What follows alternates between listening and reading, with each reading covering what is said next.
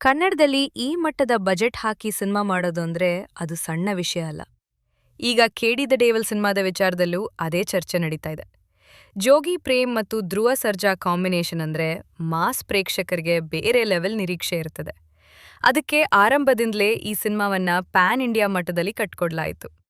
Teaser, making, star cast, ಸೆಟ್ಗಳು, action ದೃಶ್ಯಗಳು ಎಲ್ಲವೂ ನೋಡಿದಾಗ ಇದು ಕನ್ನಡದ ದೊಡ್ಡ ಬಜೆಟ್ ಸಿನಿಮಾ ಅನ್ನೋ ಭಾವನೆ ಬಂದಿತ್ತು. ನಿರ್ಮಾಪಕರಾದ ಕೆವಿಎನ್ ಪ್ರೊಡಕ್ಷನ್ಸ್ ಕೂಡ ಸಿನಿಮಾ 5 ಭಾಷೆಗಳಲ್ಲಿ ಬರುತ್ತದೆ ಅಂತ ಭರ್ಜರಿಯಾಗಿ ಘೋಷಣೆ ಮಾಡಿದ್ರು.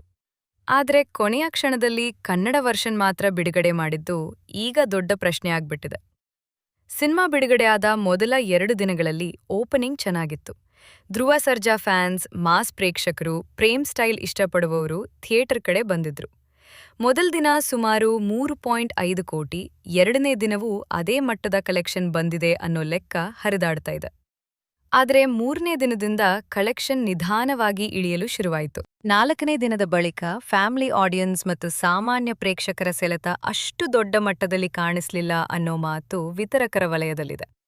ಈಗ 10 ದಿನಗಳ ಲೆಕ್ಕ ಹಾಕಿದ್ರೆ ಸಿನಿಮಾ ಸುಮಾರು 17 ಕೋಟಿರಿಂದ 21 ಕೋಟಿ ನಡುವೆ ಗ್ರಾಸ್ ಕಲೆಕ್ಷನ್ ಮಾಡಿರಬಹುದು ಎನ್ನಲಾಗುತ್ತಿದೆ. ಇದರಲ್ಲಿ ಶೇರ್ ಸುಮಾರು 12 ಕೋಟಿ ಮಟ್ಟಕ್ಕೆ ಬಂದಿರಬಹುದು ಅಂತ ಹೇಳಲಾಗುತ್ತಿದೆ. ಇಲ್ಲೇ ಮುಖ್ಯ ಲೆಕ್ಕಾಚಾರ ಶುರುವಾಗುತ್ತದೆ. ಸೋಷಿಯಲ್ ಮೀಡಿಯಾದಲ್ಲಿ 50 ಕೋಟಿ ಕಲೆಕ್ಷನ್, 100 ಕೋಟಿ ಕ್ಲಬ್, ರೆಕಾರ್ಡ್ ಬ್ರೇಕ್ ಅನ್ನೋ ಪೋಸ್ಟ್ಗಳು ಬರೋದು ಹೊಸದೇನಲ್ಲ. ಆದರೆ ಅವುಗಳಲ್ಲಿ ತುಂಬಾ ಬಾರಿ ನಿಜಕ್ಕಿಂತ ಹೈಪ್ ಹೆಚ್ಚಿರುತ್ತದೆ. ಯಾಕಂದ್ರೆ ಇವತ್ತು ಸಿನಿಮಾ ಬಿಸ್ನೆಸ್ನಲ್ಲಿ ಹೈಪ್ ಅಂದ್ರೆ ಅರ್ಧ ಗೆಲುವು. ಒಂದು ಸಿನಿಮಾ 50 ಕೋಟಿ ಹೊಡೆದಿದೆ ಅನ್ನೋ ಸುದ್ದಿ ವೈರಲ್ ಆದ್ರೆ ಸಾಮಾನ್ಯ ಜನರಲ್ಲಿ ಅಯ್ಯೋ ಸಿನಿಮಾ ತುಂಬಾ ದೊಡ್ಡ ಹಿಟ್ಟಿರ್ಬೇಕು ಅನ್ನೋ ಮನಸ್ಥಿತಿ ಬರುತ್ತದೆ. ಇದರಿಂದ ಯಾರಿಗೆ ಲಾಭ? ಮೊದಲಿಗೆ ನಿರ್ಮಾಪಕರಿಗೆ. ಯಾಕಂದ್ರೆ ಮುಂದಿನ ವಾರವೂ ಥಿಯೇಟರ್ಗಳು ಸಿನಿಮಾ ಉಳಿಸ್ಕೊಳ್ಳುತ್ತವೆ. OTT, ಸ್ಯಾಟಲೈಟ್, ಡಿಜಿಟಲ್ ಹಕ್ಕುಗಳ ಮಾತುಕತೆಯಲ್ಲಿ ಕೂಡ ಬೆಲೆ ಹೆಚ್ಚಾಗುತ್ತೆ. ಹೀರೋ ಇಮೇಜ್ ಕೂಡ ಏರ್ತದೆ. ಅಭಿಮಾನಿಗಳಲ್ಲಿ ಒಂದು ಗೆಲುವಿನ ಭಾವನೆ ಬರ್ತದೆ. ಕೆಲವೊಮ್ಮೆ ವಿತರಕರಿಗೂ ಇದು ಉಪಯೋಗವಾಗ್ತದೆ. ಆದರೆ ಇದೇ ವೇಳೆ ನಷ್ಟದಲ್ಲಿರುವ ಸಿನಿಮಾಗಳನ್ನು ಬ್ಲ್ಯಾಕ್ ಬಸ್ಟರ್ ಅಂತ ತೋರಿಸುವ ಪ್ರಯತ್ನಗಳು ಆಗುತ್ತವೆ ಅನ್ನೋ ಆರೋಪ ಕೂಡ ಟ್ರೇಡ್ ವಲಯದಲ್ಲಿ ಕೇಳಿಬರ್ತದೆ. ಇನ್ನೊಂದು ಮುಖ್ಯ ವಿಷಯ ಅಂದ್ರೆ ಗ್ರಾಸ್, ನೆಟ್, ಶೇರ್ ಅನ್ನೋ ಲೆಕ್ಕ. ಸಾಮಾನ್ಯ ಜನರು 50 ಕೋಟಿ ಕಲೆಕ್ಷನ್ ಅಂದ್ರೆ ಎಲ್ಲಾ ಹಣ ನಿರ್ಮಾಪಕರ ಕೈಗೆ ಹೋಗುತ್ತೆ ಅಂತ ಅಂದ್ಕೊಳ್ತಾರೆ. ಆದರೆ ವಾಸ್ತವ ಬೇರೆ.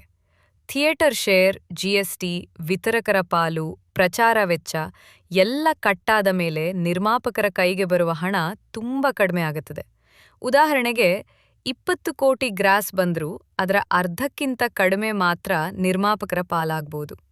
ಅದಕ್ಕೆ 100 ಕೋಟಿ ಬಜೆಟ್ ಸಿನಿಮಾ ಕನ್ನಡದಲ್ಲೇ ಮಾತ್ರ ಓಡಿ ಲಾಭ ಮಾಡಬೇಕು ಅಂದ್ರೆ ಅದು ತುಂಬ ಕಷ್ಟದ ಕೆಲಸ.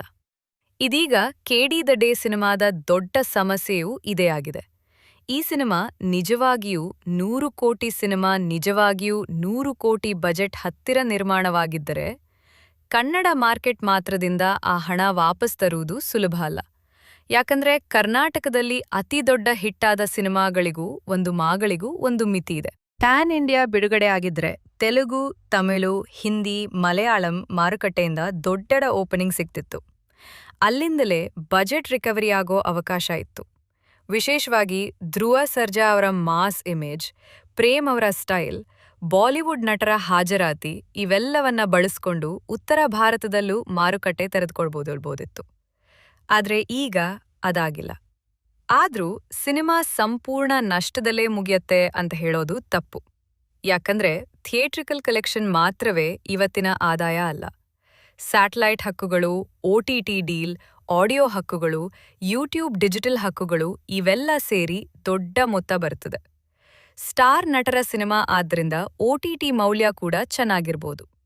ಆದ್ರೆ ಥಿಯೇಟರ್ನಿಂದಲೇ ದೊಡ್ಡ ಲಾಭ ಬರಬೇಕು ಅಂದ್ರೆ 2ನೇ ವಾರದಲ್ಲೂ ಸಿನಿಮಾ ಗಟ್ಟಿಯಾಗಿ ನಿಲ್ಬೇಕು.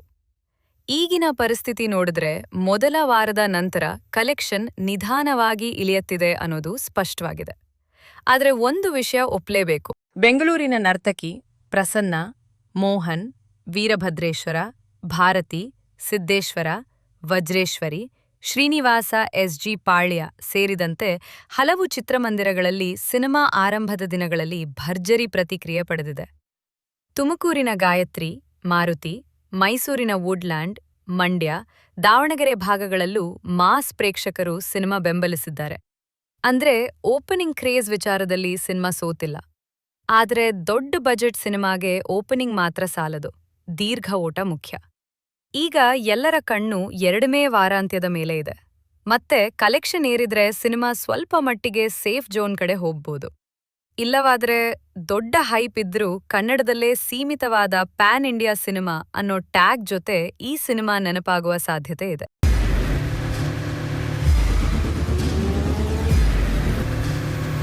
ಪ್ರಜಾಮಾರ್ಗ ನ್ಯೂಸ್, ಇದು ಜನಸಾಮಾನ್ಯರ ಧ್ವನಿ. ನಮಸ್ಕಾರ. ನೀವು ನೋಡ್ತಾ ಇದ್ದೀರಾ ಪ್ರಜಾಮಾರ್ಗ ನ್ಯೂಸ್. ರಾಷ್ಟ್ರದ ರಾಜ್ಯದ ರಾಜಕೀಯದ ಬಗ್ಗೆ ಹೆಚ್ಚಿನ ಸಿನಿಮಾ ಅಪ್ಡೇಟ್ಗಳಿಗಾಗಿ ಫಸ್ಟ್ ಲೈಕ್ ಮಾಡಿ, ಸಬ್ಸ್ಕ್ರೈಬ್ ಆಗಿ, ಹಾಗೆ ಫಾಲೋ ಕೂಡ ಮಾಡಬೇಕು.